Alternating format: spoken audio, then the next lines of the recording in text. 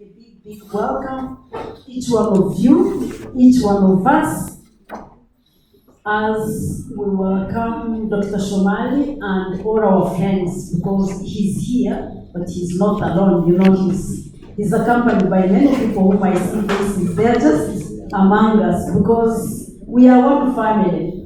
So they don't like to be, like on the stage with him, and he's also there, but he knows we are there with him because he's commissioned to sit there. Otherwise, he would prefer to be here just next to Pino. There is still room here, please. You can come along there. I don't know, Anastasia, there are some places here. So in this case, without taking much time, maybe we can give a special welcome by clapping hands for everyone who traveled from far away.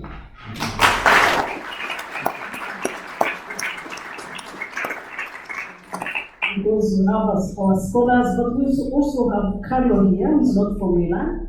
Carlo, just stand. I came for the second time. It was so good last time that we want to make it even better. Okay. In fact, the turn-up is more, and we are really very happy. Dr. Shomali, we are all here with you. Thank you. Just have a discussion. Don't feel as if you are, I don't know, talking to a big public, I don't know what. You're just talking to your brothers and sisters, just like in a sitting room in a family. Thank you. So here we are. Thank you.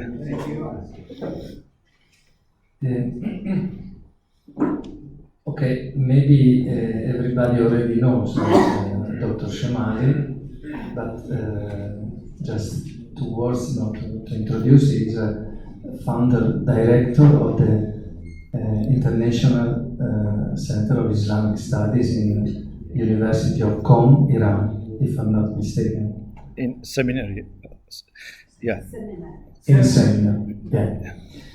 Anyway, he's living in UK.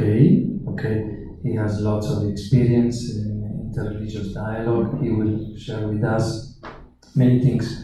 What I wanted to say for us being here, even after Mass, since 1 year, more than 1 year, Pope Francis suggested to start consultation to the whole Catholic Church throughout the world in a so-called synodal process. I mean, synodality is an essential dimension of the Church. So, in this process, he suggested to be more able to listen, to develop more the listening to each other, listening those who have different ideas, different opinion. We have to learn, we have to improve ourselves, we have to know how to go ahead, and but for this we need the help of everybody, even those who do not believe, who are far from religion. We need the help of each other. There was one thing that Dr. Shomali said the day before yesterday in Tangaza University that touched me a lot. He said, do you know who is closer to you? And the one who is closer to God. So it's a good base on building relationship and developing dialogues and so. And on the other hand, how to do that? Together listening to God. Together listening to God. So with this spirit, with this attitude, I think we can now start this moment, listening deeply together what God wants to tell us. Thank you. Now Dr. Shomali will share something with us. and then there will be an open dialogue. Okay, so a session open to everybody. Okay. Yes. I take. Peace be with you. In the name of God, the compassionate, the merciful, I am grateful to God for being able to visit you again. And I am grateful that our brothers, seminarians, young clerics, and also our dear lecturer, Parte, is with us. So as you know, we are now 11 people, plus Carlo, which is part of our team. And I give you a little background about how I was engaged in this issue of dialogue and unity. I don't go too far, so I just go 25 years back. And that is when I was in the UK for my PhD. And my PhD was on ethical relativism. And I was just doing this in, the center that at that time was Center for Philosophy of the University of Manchester. But on the side of my study, it was not part of my study.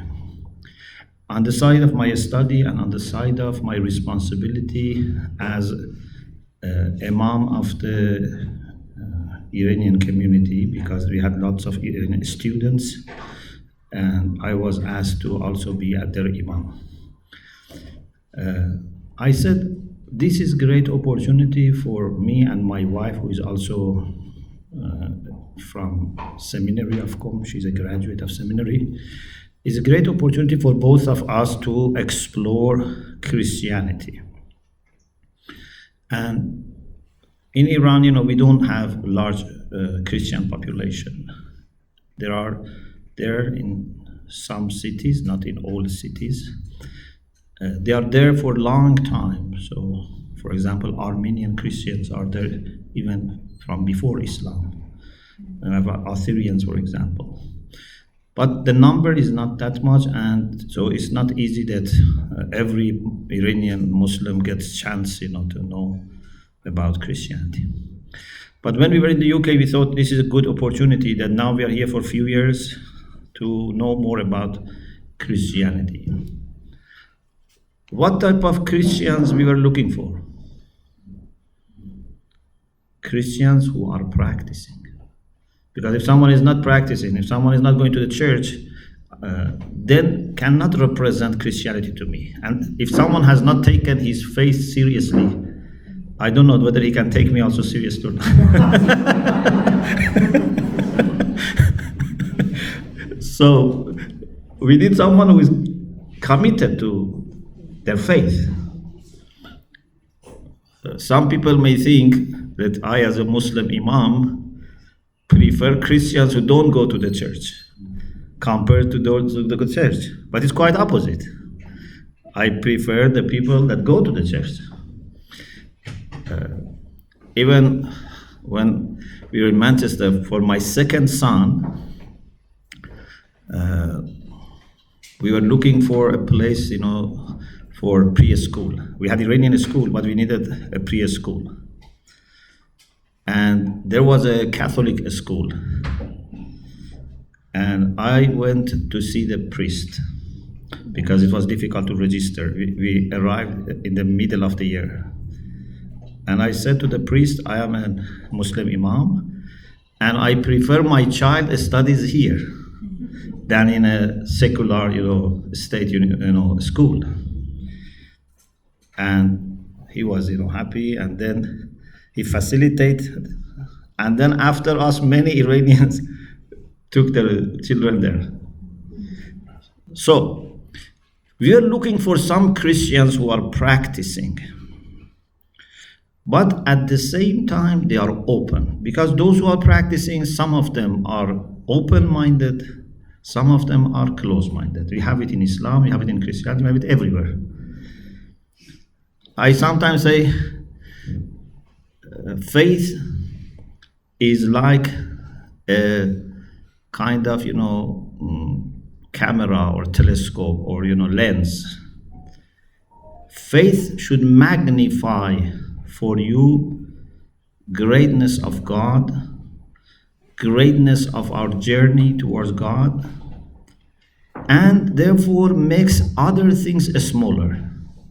But if you take it from the opposite side, God becomes small, God becomes God of a sect or a tribe, and differences become big, and issues of this world become so big. So you can be a faithful person, but your faith, instead of enlarging your heart and mind, has closed them down. This has happened, unfortunately, to many faithful people. But if someone is truly with heart and mind practicing and thinking and reflecting, then would have very broad vision, would not be preoccupied by smaller things. So we were looking for such Christians who are practicing, who are open, and we were not able to find such people easily, because you cannot knock the door and say, are you a practicing Christian who is open to have dialogue? So, and there were not many forums, because this is 96, 97. So we had heard about Focolare movement through a friend of my wife who was in Italy, and we phoned her. At that time, there was no WhatsApp or Telegram. So we phoned her and said, can you put us in touch with them in UK if there are, Focolare there. So we were visited by one of our Focolare friends, Marite from Korea, and we had very good discussion. And then we were invited to Hope University. And I can tell you that I always gave priority to this side. So I never said, I am a student that has limited time, my scholarship is going to finish. I am imam of a community, and I have lots of responsibilities, I have family. Whenever there was a chance for me to explore the Christian world, I tried to use it and not miss it.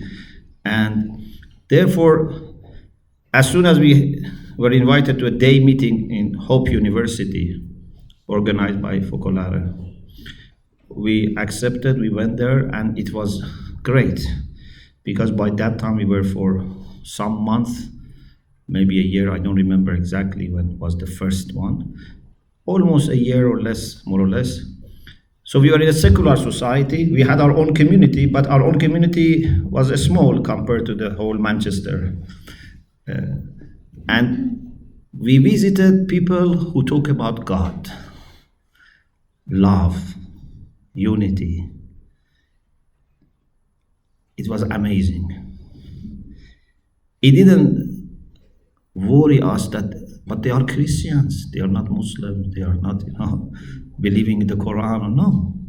What amazed us was they talk about God, love for God, love for each other. So we were very impressed. And next to me was a priest, a Benedictine monk, and also someone who, I don't know, I think he's a friend of Focolare, Father Jonathan, yes? Yeah.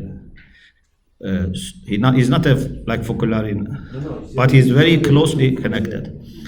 So I was sitting next to him, because there were maybe 200, people, So I was sitting next to a priest.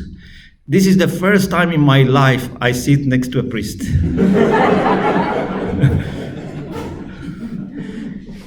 And at that time 31, 32 years old. And I was for the first time sitting next to a priest who is a monk also. The first time sitting to a monk also. But thanks to God, I felt very safe, very comfortable at home. And I told him, I come from a seminary background because I have had my university studies, but I count myself more kind of seminarian who has, of course, academic also studies. So I said, I came from a seminary background. Could you help me to visit a Christian seminary in the UK? I want to know what our, colleagues do here. And this is all natural. I could have an opposite attitude. I could say I come from a Muslim seminary where we are trained to fight, Christian seminarians, for example. Yeah? And you don't want to visit where they train your enemies. But this was not this was not my understanding, thanks to God, So I said, I'm a seminarian. In my tradition, I want to serve God and my people. And I want to visit Christian seminarians that in their tradition, they want to serve God. So we are colleagues. We are not enemies or competitors. We are colleagues. And actually, the Quran teaches us many things, of course, later become clear. You have read many verses, for example, from the scripture, but later you can really understand them. I have this idea that I say these verses, for example, in the Quran, were revealed to the Prophet, but they should also be revealed to each of us if we try to practice them. So they gradually will be revealed to us. And I can see some of the verses of the Quran that in my struggle for understanding, I have a better understanding. So I feel they are now revealed to me as well. Some of them I just read. Some of them I feel I have personal connection. But when I see how many verses are like this to me, I say I need 500 years so that all the Quran be revealed to me again. So the Quran says Christians are closest people to Muslims. Why? Two reasons are mentioned here. One is ذَلَكَ بَأَنَّ مِنْهُمْ قِسِّيسِينَ وَرُهْبَانًا, because among them there are monks and priests. If Quran was not word of God, it should not have spoken like this. Because if the prophet was someone who proclaimed himself, as a prophet just to gain, power or etc., should have looked at Christian priests and monks as the most troublesome people. Yeah? But the Quran says if Christians are good, one reason is because there are priests and monks among them. So how can you appreciate more the role of clerics of another faith? And second, وَأَنَّهُمْ لَا يَسْتَكْبِرُونَ, Christians are not arrogant. True Christians have always humility and love. There is another verse in the Quran that again later, I rediscovered, that God says about Jesus, جَعَلْنَا فِي قُلُوبِ الَّذِينَ اتَّبَعُوهُ رَأْفَةً وَرَحْمَةً.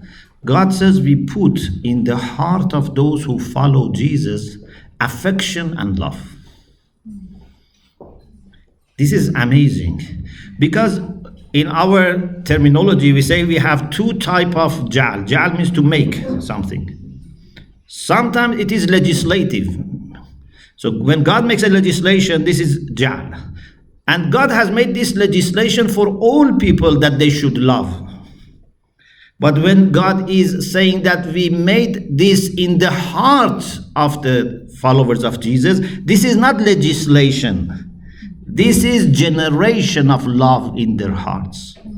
So a true Christian, a true believer in Jesus should have in their DNA, not just on the scriptures, in their blood and heart, they should have love. This is what I understand from the Quran. So, I wanted to explore Christian seminaries, and he suggested we can go to Ampleforth Abbey. And over there, they have not seminary, but formation of the monks. So monks can be formed. It's the largest abbey in the UK. So we went there, we stayed overnight.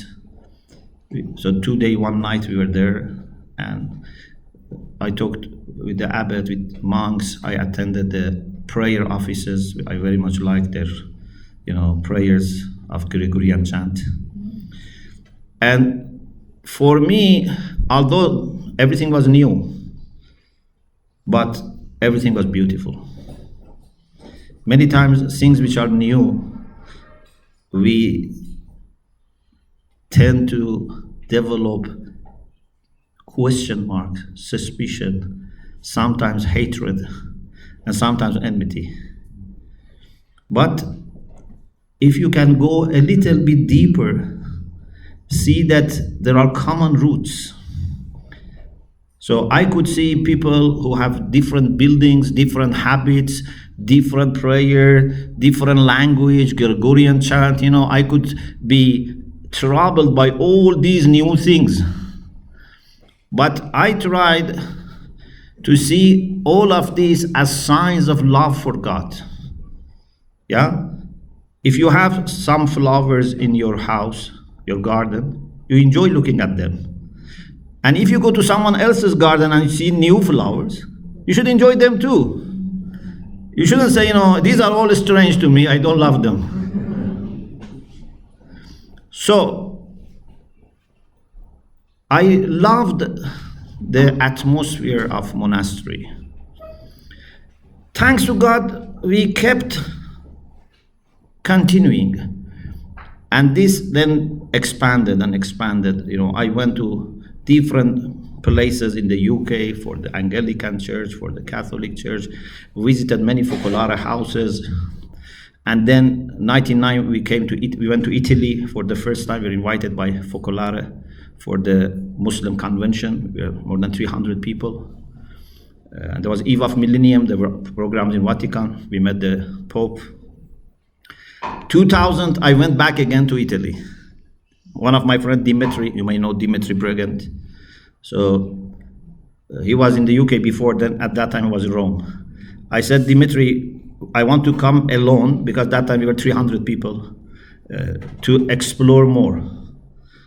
So I went with him. I spent time in Rome. Then I went to Assisi, Padua, Perugia. I stayed in the night, with the Focolare. I wanted to know more, what is happening, what is, in the heart of these people, what way they have to show their love and dedication to God. And then whenever I was traveling to Canada, to US, up to Philippines, I always tried to visit my Shia brothers and sisters and my Christian brothers, but in particular Focolare brothers and sisters, because they are more, closer to me. I have more experience and more contacts. I took many groups to Italy when I was in Iran. And when we took a group of PhD students to Rome, I said, Roberto, Roberto Catalano. So I told Roberto, next time I want to bring a group of women from seminary, because we have also some women who study. And with the help of my wife, we took a group of women to Italy, and we spent a few days in Lopiano. Then I invited Roberto and Christina Lee, who were at that time responsible for Center for Dialogue, and Paul, the French person who was there. And I said, please bring at least one person from Lopiano, because I have a great love for Lopiano. So 4 of them visited us in Com, and then I said to Roberto, I want to see if we can have a small program that our ladies experience formation. So in 2015, for 4 weeks, these Muslim female seminarians stayed in Lopiano for working and learning, like whatever they do in the formation school, but this was a short version. What happened in that trip was something which was not planned extra to this, and that was when we arrived in Fiumicino airport. My wife's purse was stolen, and we lost her passport. It was very difficult. So we were supposed to go to Lopiano to start the 4-week program and be with them for 2-3 days, and then I go back and my wife go back, so that they are on their own there, in good hands of our Focolare brothers and sisters. Now in the airport, passport is stolen. We don't know what to do. Also, because it was difficult to get the British visa. At that time we had no embassy in Iran, and I had started my work in London. So I was thinking whether we should stay in London and start processing of applying visa, or we should continue. So I thought, let's continue. Let's not affect the program. So we went to Lopiano and over phone tried to contact consulate, etc. And once we went to Rome. But what happened was we had to stay few more days in Lopiano. And I always say, if we knew that what God has for us, we would say we stay without losing our passport. But because we had other things, the only way for us to stay longer was that our passport must go. Our relation with Focolare, although by that time, 2015, already was for 17, 18 years. But that trip was very special. And I started understanding some, things about unity more. And after that trip, I was invited to speak in the Mariapolis Centre, again in Liverpool at Hope University, the first meeting of Focolare. Now after 17, 18 years, some of you maybe were there. We had large Mariapolis of UK and Ireland at that time. And then for the first time, I said, I want to acknowledge in public that, I support Focolare spirituality. So 17, 18 years, I was a good friend and observer. But then I said, it's my job now as a Muslim to support this and say it in public and be ready for consequences. So this is a short kind of line just with the Focolare, and then after that we started a very good project, because in that trip we had a session in Sofia University and we talked about wisdom, and that session was so good that people were not leaving after the meeting. And Professor Piero said, whoever doesn't have class can join us, and we continue in the another hall. And these, young Sofia students, staff, all were there, and such a beautiful moment of unity. And one young European, student said, we need this wisdom that you have also to be here, because we only hear, from our own, professors. Piero Coda invited me to go and teach in Sofia. He said, we are going to have an MA program on interfaith, and we want you to come and talk about Islamic understanding. Anyway, when I went there, another trip, I suggested to Piero something.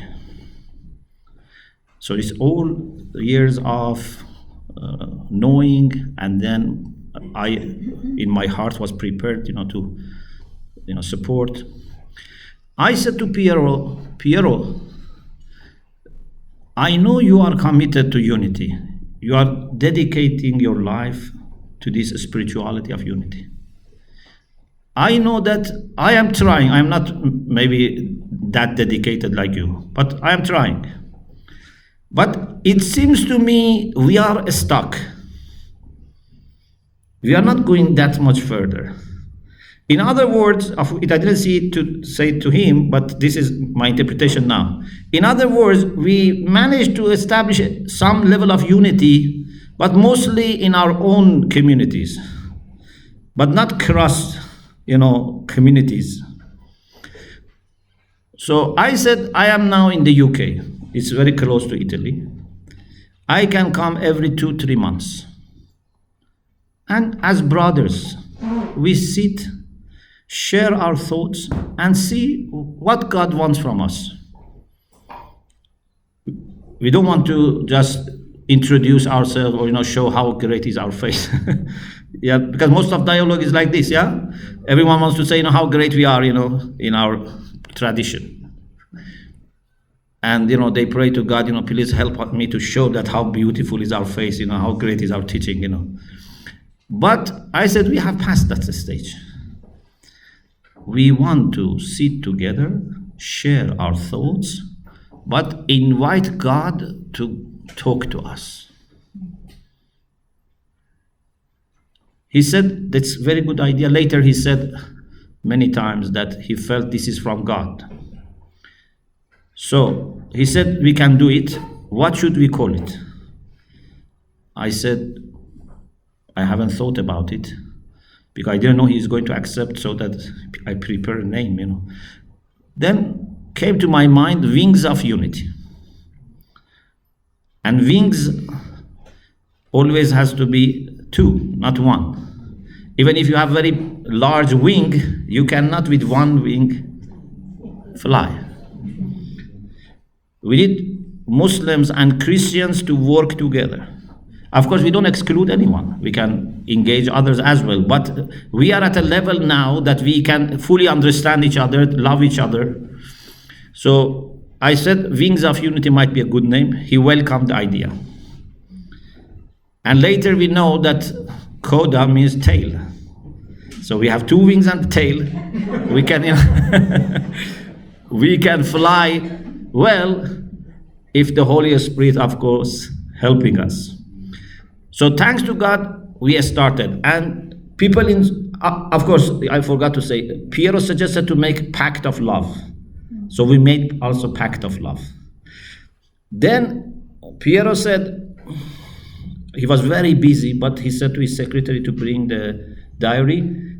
And we, in a matter of 2-3 months, we made the first Wings of Unity round. Planned. So some of us, 5-6 from us, 5-6 from Sofia, we met and we had wonderful discussion. Just the first round was amazing. Just the first round. One of our Focolare priests had his PhD on interreligious dialogue. So someone who has PhD on interreligious dialogue is not naive. Yeah? But the second day, the beginning of second day, he said, my idea of interfaith dialogue changed. Because this is not dialogue anymore. This is unity. My example is this, about the difference. I said, a man and woman, maybe they find, they can match each other, so they will set some dialogue. They are going to talk. But when they realize that they can trust each other and they can build a unity, then we have marriage. Marriage is not just dialogue. You don't marry to talk.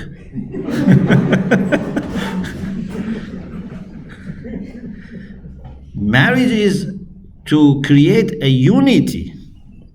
And then with this unity, you can, have children. Children need unity of parents, not conversation of parents. So, with our Focolare friends, we are not now in the state of dialogue.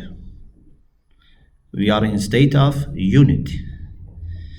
And now, instead of me talking to them and listening to them and they do the same, we try to listen to God.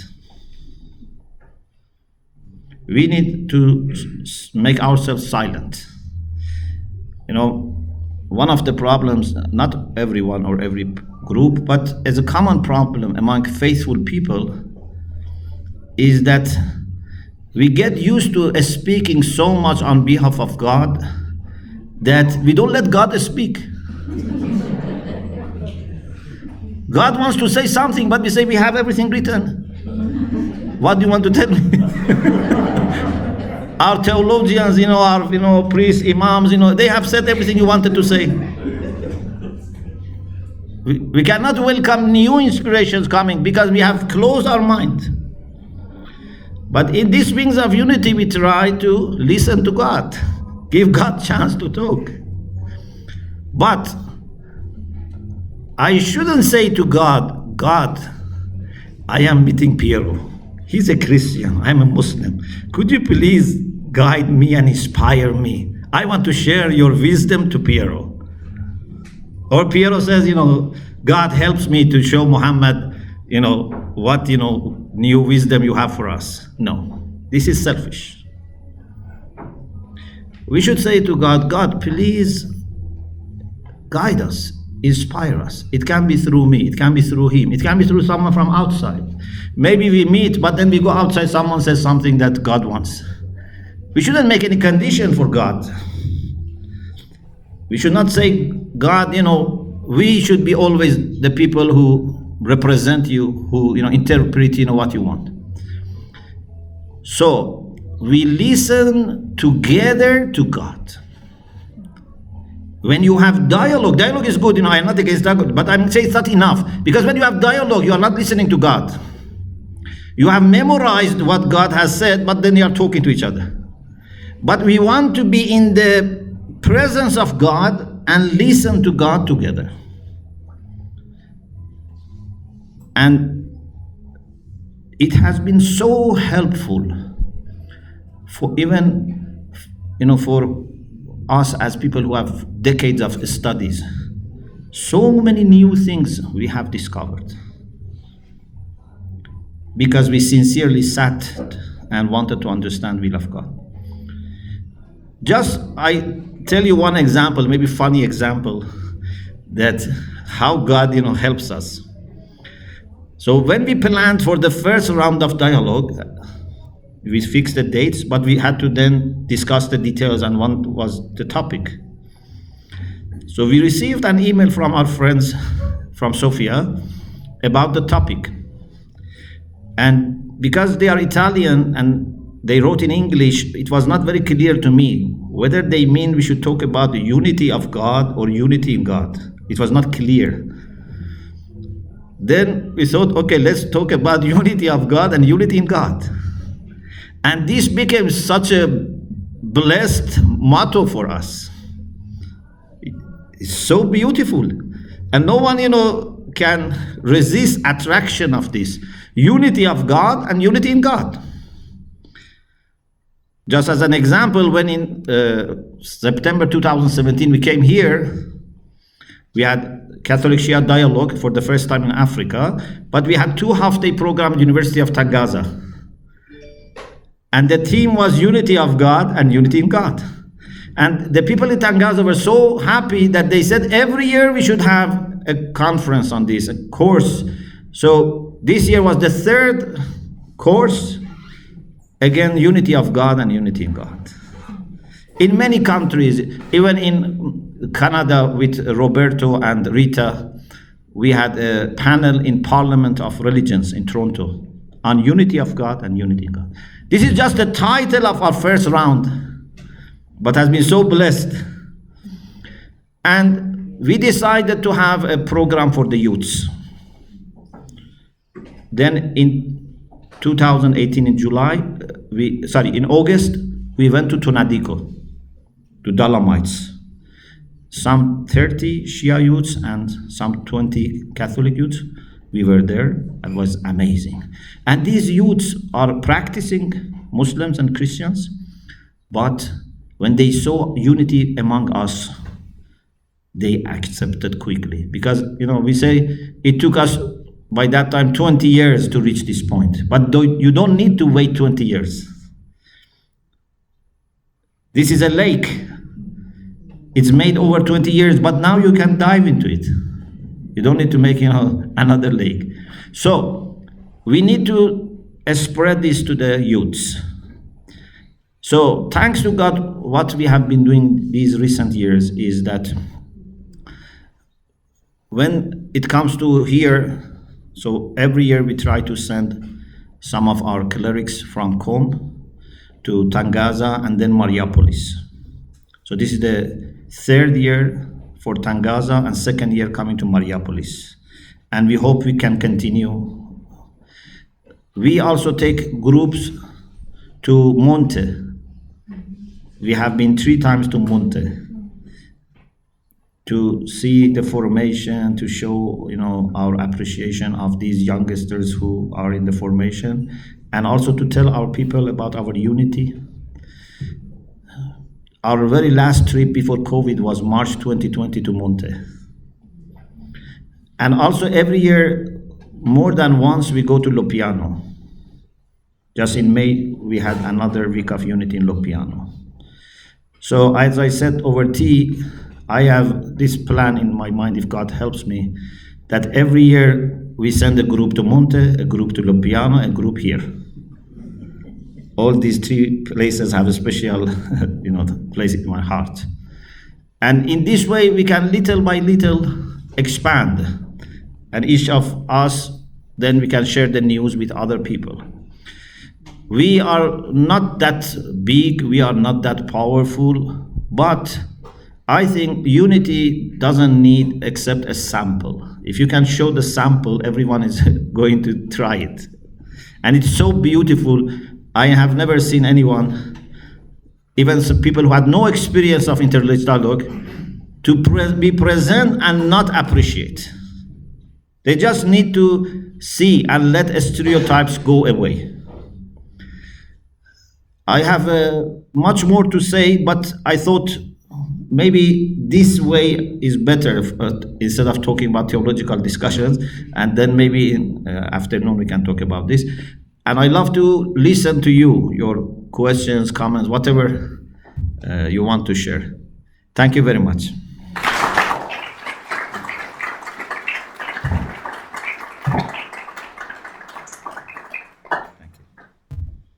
As Dr. Shomali said, now is a moment of open dialogue. If someone wants to react, to make a question, to say something, the microphone is available.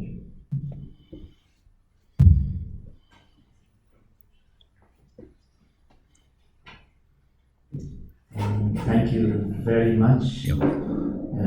Really appreciated that. It was wonderful. As you were talking, it came to my mind a comment of a famous Catholic theologian, Karl Rahner, who said that in the third millennium, either Christians are mystics or they will not exist. And that, of course, is a big challenge, because we normally think of mystics as being very, very special people, very unique. We can almost count them on the fingers of our hand. Whereas this seems to be a kind of you might say, an encouragement, a kind of a program, whereby we need to find a way that mysticism can become an everyday experience. Yes. Yes. And that is one of the aspects of the charism of Chiara Lubick, is somehow to find a way that mysticism can become an everyday experience.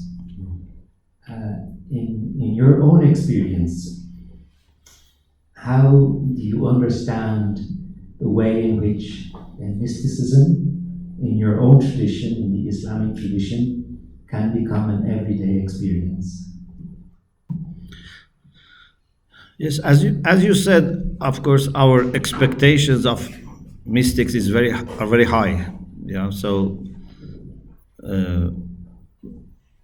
we, by the definitions that we have in our text about who are the mystics and characteristics and the stations they go through, so it's not easy to become a mystic. But if we mean people who are deeply spiritual, deeply connected to God, I think this is something which is available for any sincere believer. So we can, and actually this is the core of faith. If we are not deeply spiritual, deeply sincere and devoted, we haven't tasted faith. We have just been talking about the faith, but real taste has to be seen in the softness of the heart, in sincerity, in humility. Sometimes I say our faith can be one of the two. Either it's like a fruit tree, for example, apple tree, that naturally in the spring bears fruits. Or I can cheat. My tree doesn't bear fruits. I buy from market and with some glue, I put some apples on the tree. Maybe we have a visitor, we want to show that. So many times our faith is a dried tree that we artificially bring some rituals or some expressions of faith. This is not a real faith. Real faith is natural. You don't need to pretend. You don't need, to prepare anything. Naturally, people should see in you signs of faith, light of faith. In this sense, I think yes. In this century, unless we have experienced faith so deeply, it's very difficult to remain faithful because there are so many, attractions and distractions and confusions. So we need to really quench our thirst from pure water of faith so that we can remain faithful. And I hope our unity helps, because when our youth see that our faith in God has made us open and loving and peaceful and brothers and sisters, they are attracted. But if they see, God forbid, we are fighting, or we are not fighting, but we just boycott each other, we are strangers, everyone is doing his own business, they don't see attraction. Many people want to blame religious people because of all the problems of the world. They want to say this is because of religious people. This is not true. Those who do mischief, they do it anyway. They can sometimes use the name of faith, sometimes they can do it without name of faith. But it's humanity. If humanity is disconnected from God, can go to all the wrong directions. But in order to take away this excuse or this, justification from them, we need to show that our faith has united us. And we are sources of peace in the world. We are sources of charity in this world, not sources of conflict.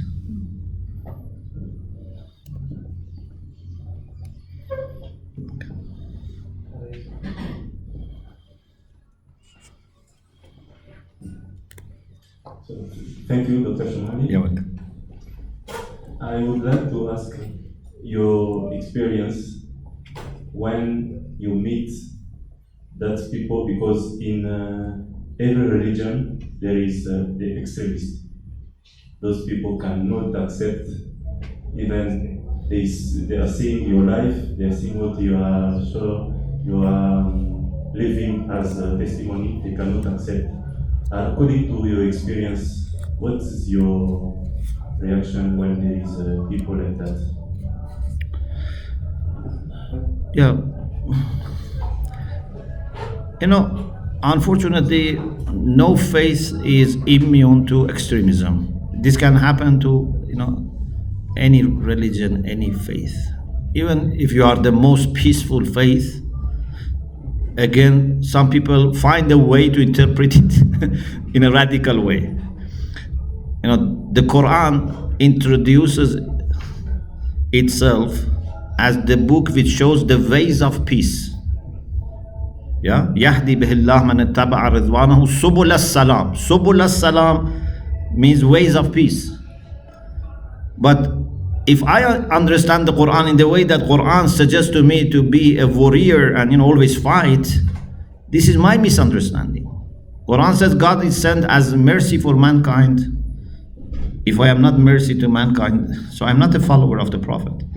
So in Christianity the same. In all faith we have people that not because of their faith necessarily, it can be because of their own mindset, their own upbringing. They become radicals. And many times, not always, but many times radicals are people who have no deep roots. Many times. And, we have this expression in Farsi. We say, some people come late, but they want also to leave earlier.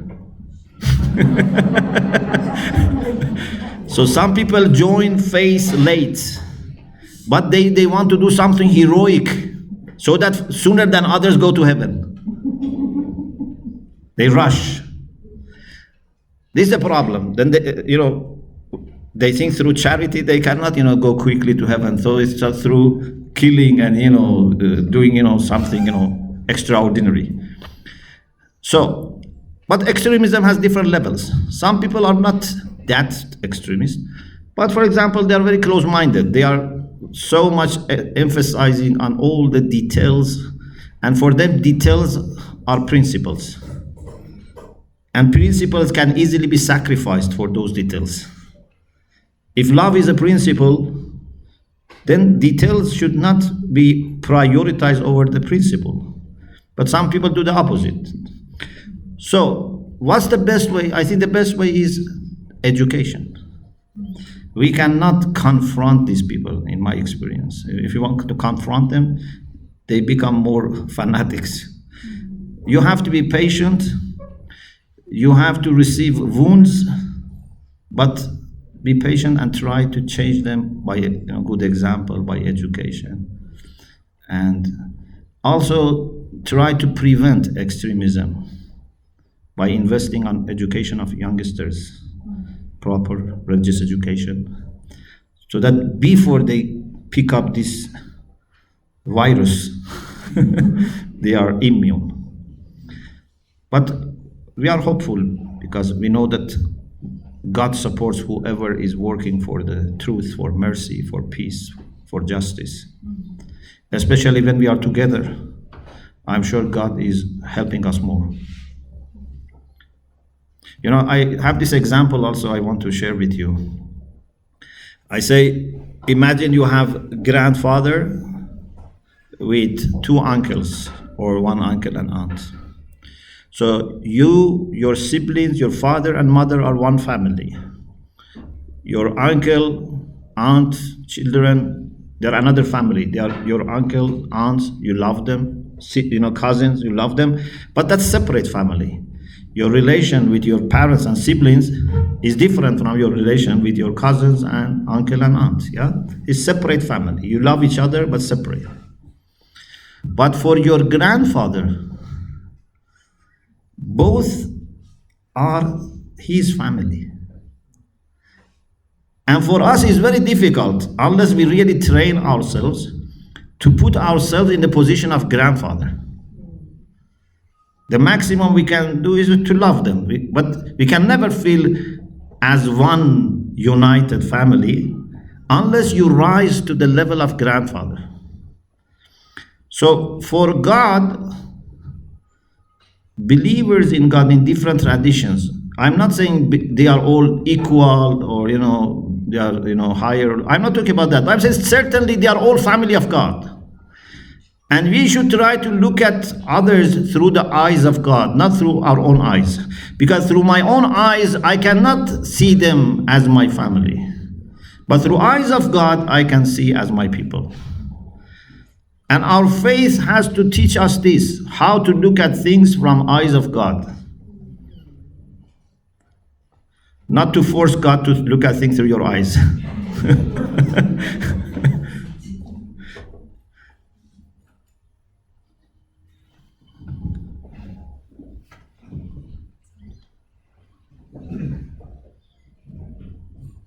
Shomali, today in the Mass we have how God spoke to Abraham. And in the Old Testament we read that God spoke to the prophets. Yes. God spoke to the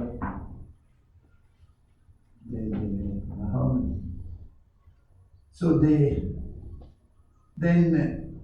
in our tradition, Christian tradition, God speaks to special people. We call them saints. As a Popularino, I felt that God spoke to Chiara. And sometimes God can speak to us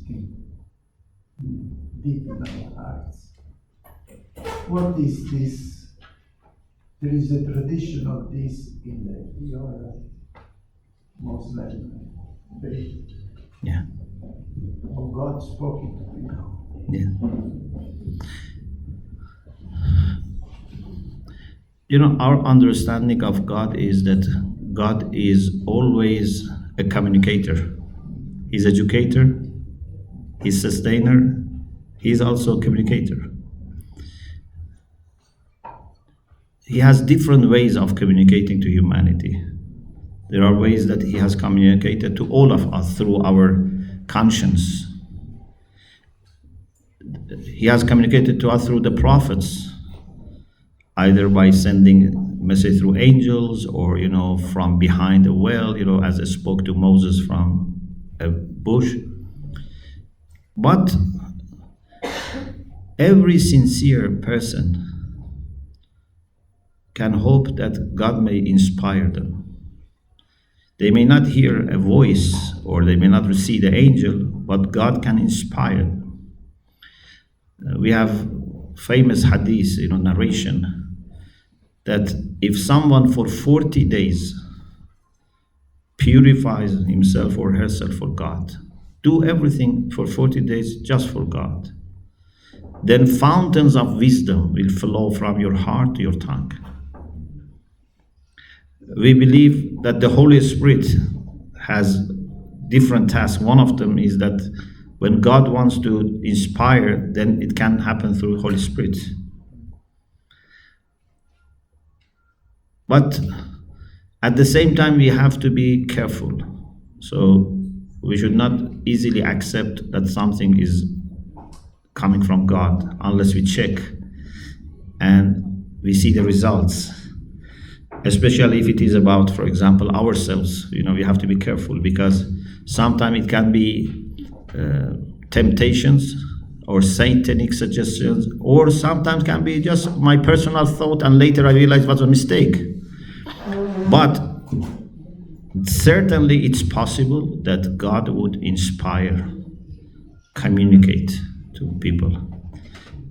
And one idea that came to my mind in Tonadico was that in the course of history, we had saints, holy people in Islam, in Christianity, and we are sure that they were inspired by God. Because we see what they said was not fruit of their time, was not fruit of earth, was fruit of eternity and heaven. But I hope we can have a new type of sainthood.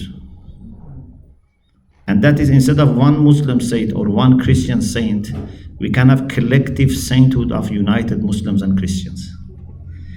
Then this will create a space that God would inspire us, the greatest inspiration, which is how to build universal fraternity. I don't think inspiration for making universal fraternity will be given to one saint from one tradition. It will be given to joint hearts, which are collective saints. So we hope that is going to happen. Thank you.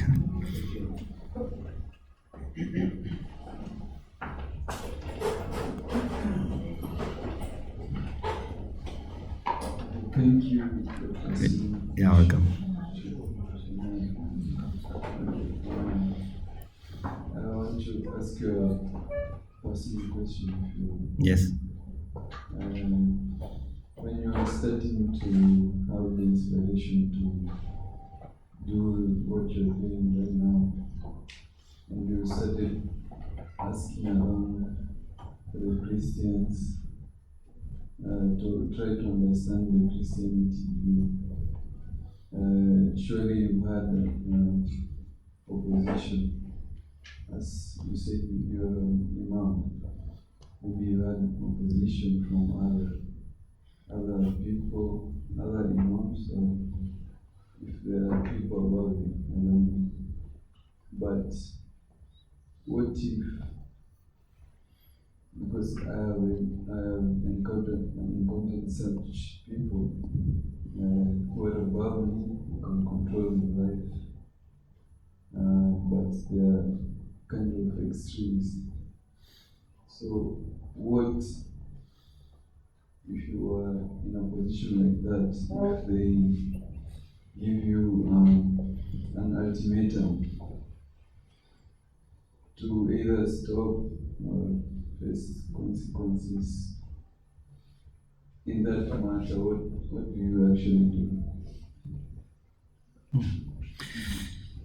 Thanks to God, I didn't face a strong resistance because of different reasons. One is that in the Shia Islam, because we are very interested in, intellectual sciences, philosophy, logic, people are more, open.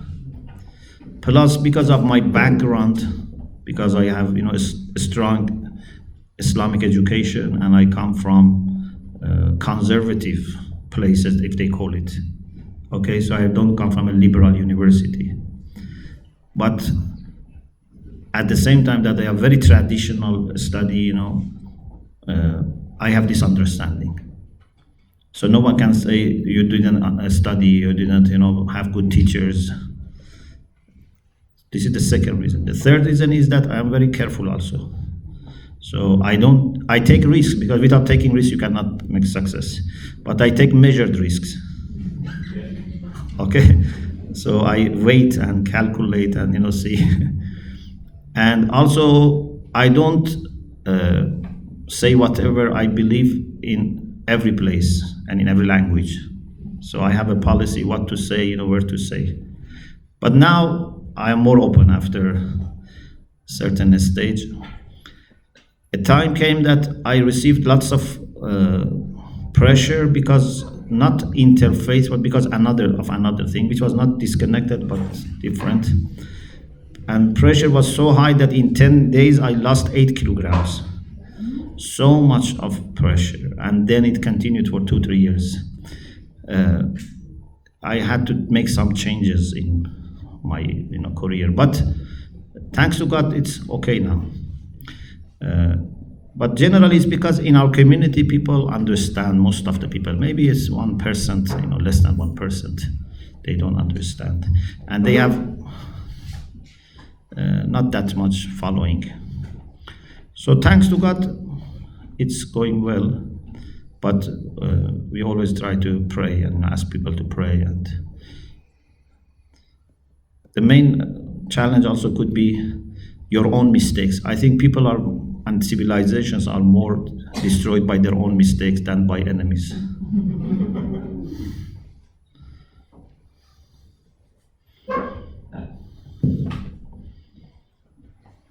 Good afternoon. Good afternoon. Dr. Sharma. My name is Fernando, and this is my first time to listen to a Muslim. I've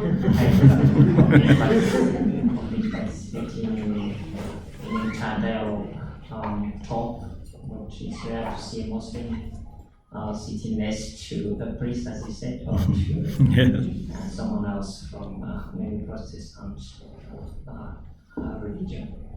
So I think you brought out a point about unity, and some point very good points, and also you come to the aspect of marriage, which is also a kind of unity in different religions. So, my question is about what do you think about interreligious marriage, like marriage between Muslim and Christian. So if you have someone who is a Muslim, I want you to actually capture in two different aspects. A lady from the same community and want to marry a man from Muslim community, then vice versa. How can you advise them so that they can continue as well worshiping the same God in their differences? Yeah. We have to be loyal to our theology, to our jurisprudence. Maybe in a spirituality, we have less kind of boundaries. Thank you much. For example, I can attend Mass and I can deeply connect with you and pray with you. But to say that this is enough and you don't need to say your Muslim prayer, this is not to be loyal to my tradition. Or a Christian can come to the mosque but say you don't need to go to Mass because we are united. I think this is not possible, and this is not also helpful, because then people say, oh, these people are not practicing and they're not loyal and genuine, etc. So we need to respect whatever we have as theology, as jurisprudence, but this doesn't mean that these may not change. Yeah, our understanding can change, but we have to be loyal to the best scholarship available in our own traditions. For example, we Shia, we have grand ayatollahs about marriage, about prayer, about pilgrimage, about business.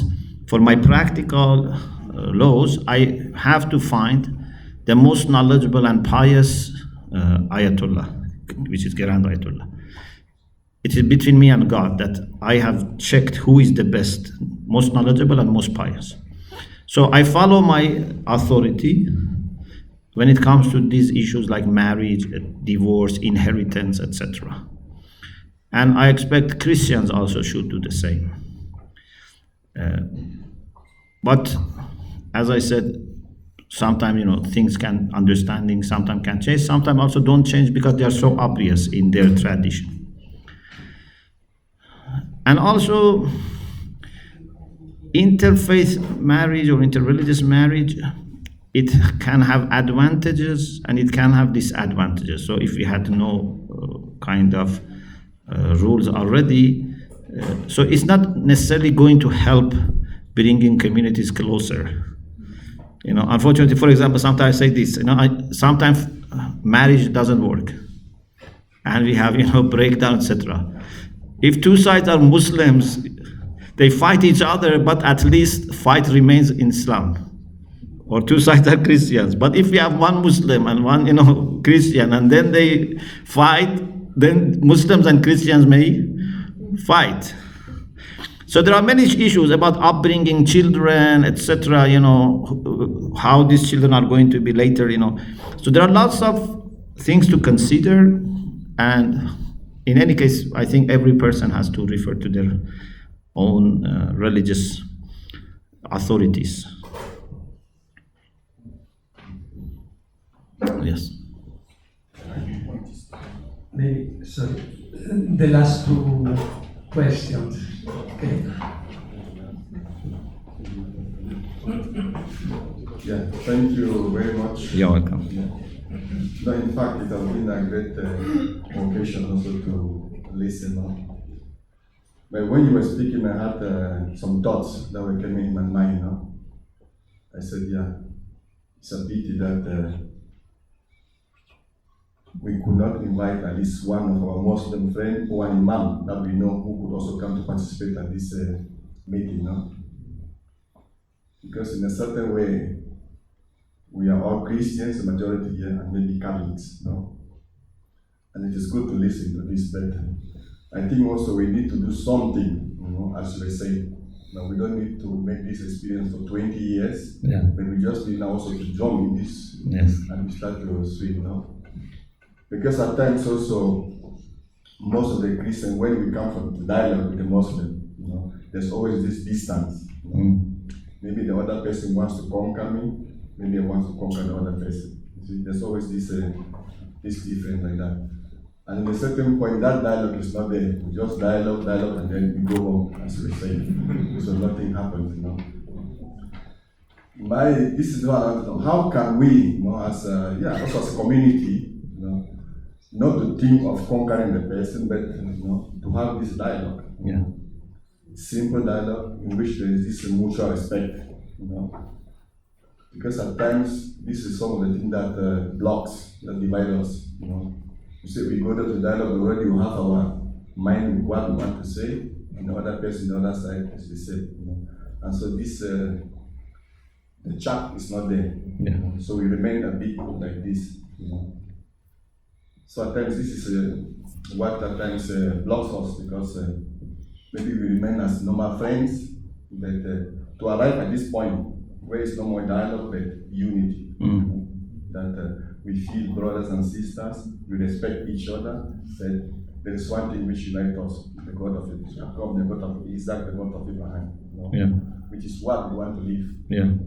I don't know if there's any advice that you can give us also to do something, not to enter into this other thinking, something like that, but how to create or to live also, to do something. Because it is true, normally in the month of January, there's always this week for Christian unity. Yeah. But at times, I've been going by feedback, at times it is good to say, we the Christians, at times we lack this initiative, to do something. Or maybe we feel that we are superior. We don't even have anything to learn from the other part. Yeah. Yeah. I think the first step is, for ourselves, we should have this kind of clear vision that our faith in God is not complete unless we can reach out. Faith in God should not close you. Faith in God should make you open. Not open by bringing others under your control, by reaching out to serve them. We want to serve all believers in God. So we need to have clear understanding about this issue of unity and look around. For everything, we look around. If you need a doctor, you look around. If you want to marry, you look around. Yeah, you don't wait at home. You go and ask. So we should look around for partners. As I said, we had to finally contact Italy and say, whom we can start with. And then little by little, we came to know other people in different traditions. So we need to look around to find people with whom we can establish this unity. I think this is, for me, for example, as a Muslim, I say for me prayer is obligatory, fasting is obligatory, but also making connection with Christians is also obligatory, because Quran is telling us that we should do this. So I cannot say I pray, I fast, but I wait for a Christian, for example, to knock my door and then. No, we have to look for. The other thing is that for our youths, for their education, certainly this must be part of their education.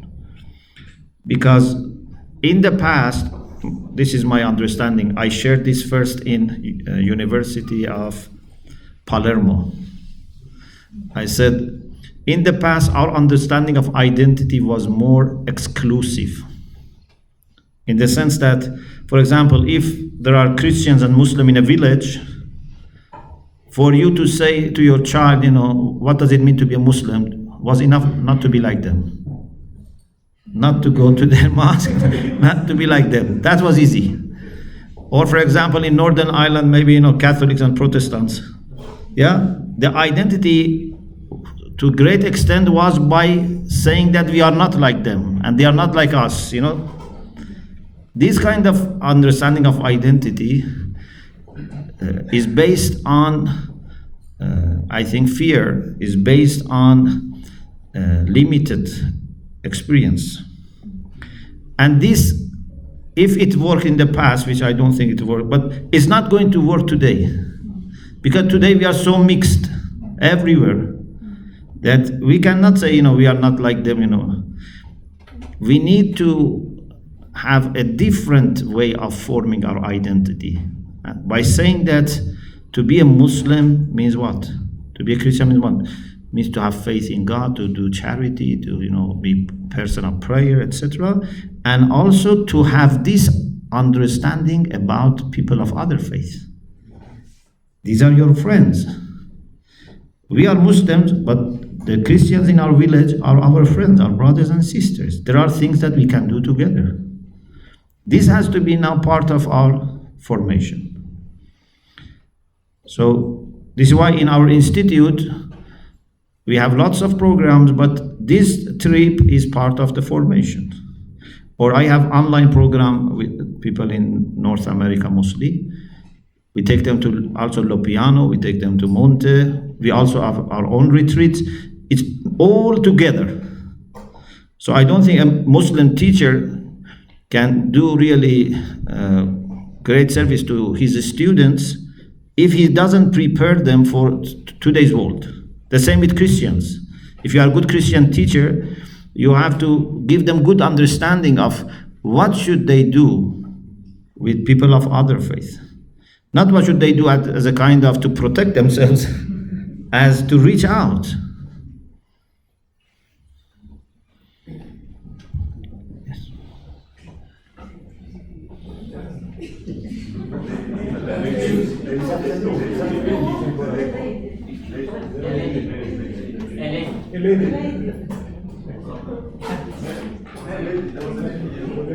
Mine is just a comment, it's not a question.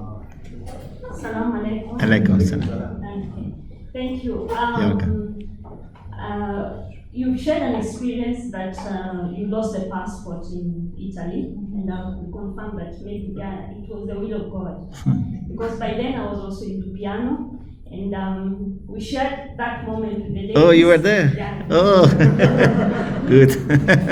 And I remember the colleagues who were living with, they were very happy because they were saying this is the first time I'm seeing a Muslim.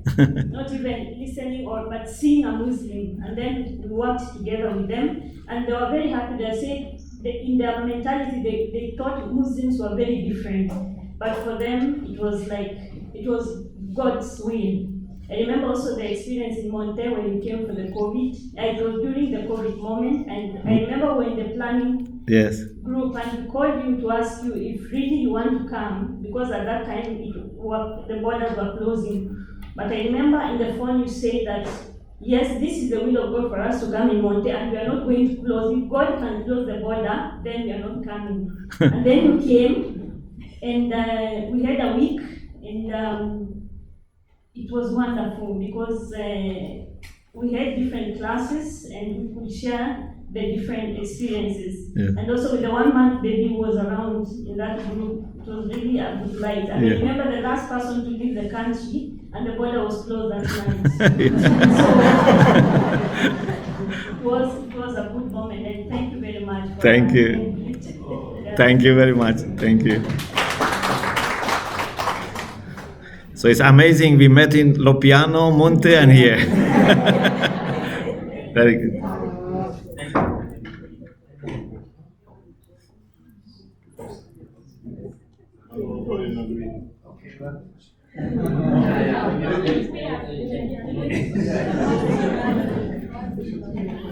Okay. I would like just to thank all the body. What I mean, the body. We are one body now here, but with the different members. I think it's not Dr. Shomali who is on the top of this thing, who is planning this. There is another thing. And I would like just to ask Dr. Shomali, if you express the joy you have inside your soul,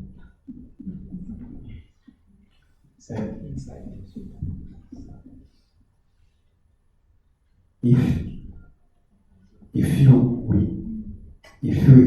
we could overcome the appellation or being called Christian or being called a museum, because those are concepts which came as a name.